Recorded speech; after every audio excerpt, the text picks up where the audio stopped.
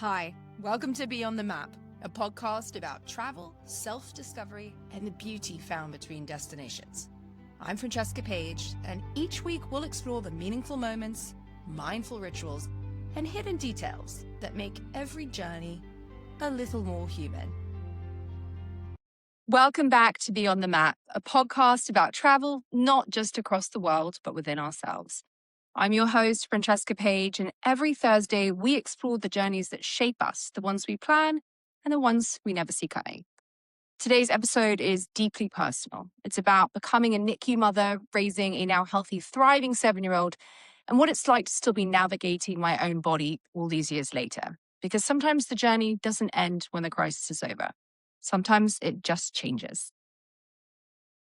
If you met me today, you'd see a mother with a healthy 7-year-old. And on the surface, it might look like everything worked out exactly as it should. But behind that reality is a story that still lives in my body. Because before I was here, before school drop-offs and normal routines, I was a NICU mother.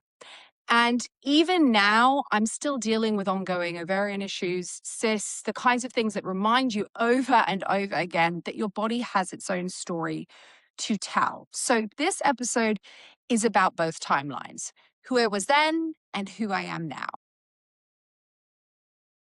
When my baby was born prematurely, everything changed in an instant. Instead of bringing my baby home, I entered the NICU.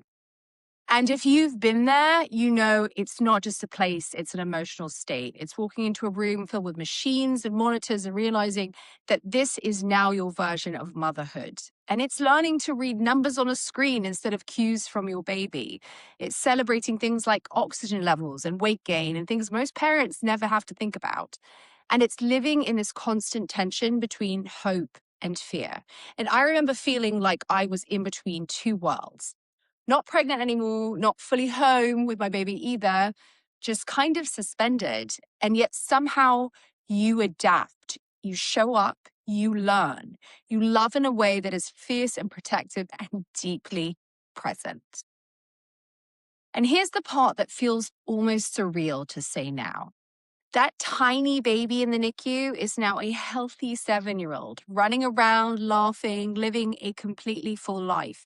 And there are moments where I look at her and think, we made it.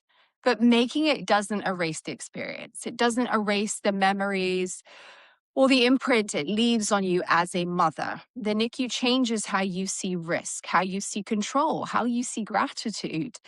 You don't take the ordinary for granted anymore because you know how fragile it can be. What's harder to explain is what happens after, because while my child grew stronger, I was still navigating my own health. I got ovarian cysts that didn't just disappear. I've had surgery, I've had reoccurrences, and I've had to live with the uncertainty of not knowing if or when it might happen again.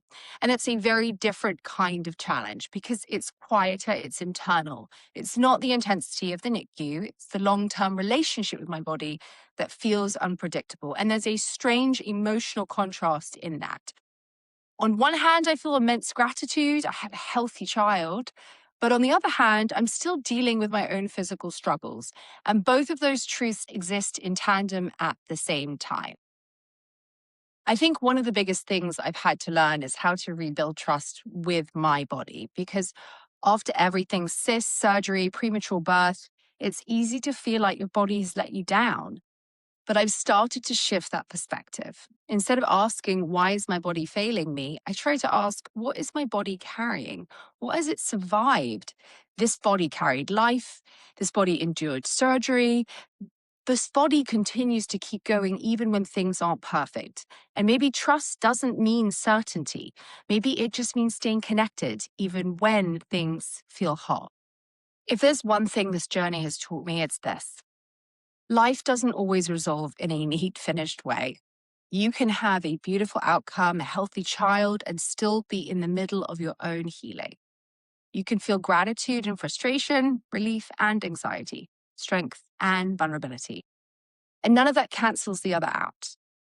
And I also want to acknowledge something that's become really clear to me over these years. I am not the only one carrying a story like this.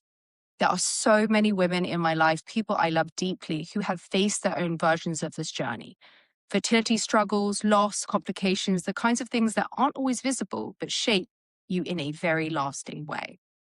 And while these stories are theirs to tell, I just want to say, I see them. And I carry a piece of their strength with me too.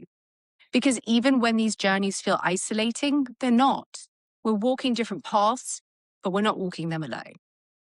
If this episode resonated with you, I would love for you to be part of this community. You can listen to Beyond the Map every Thursday on Spotify and YouTube. Make sure to follow or subscribe so you never miss an episode. And if you know someone who might need to hear this, send it to them. These conversations matter more than we realize, and I'm hoping to shortly have a friend of mine to continue this conversation, Dr. Laura Costello, who is a doctor of physical therapy, women's health educator, and author of Pre-Trimester, a groundbreaking guide to preparing your mind, body, and environment for pregnancy, written for every woman who deserves better than to be told just to wait and see. You can also connect with me at Francesca Page Official on Instagram if you want to share your own story. Thank you for being here. And until next time, keep exploring Beyond the Map. Thanks so much for listening to Beyond the Map. And if today's episode brought a little inspiration to your travels or just reminded you to slow down and savor the small things, I'd love for you to follow the show and leave a quick review. Until then, keep packing light, living deeply, and discovering the beauty that exists beyond the map.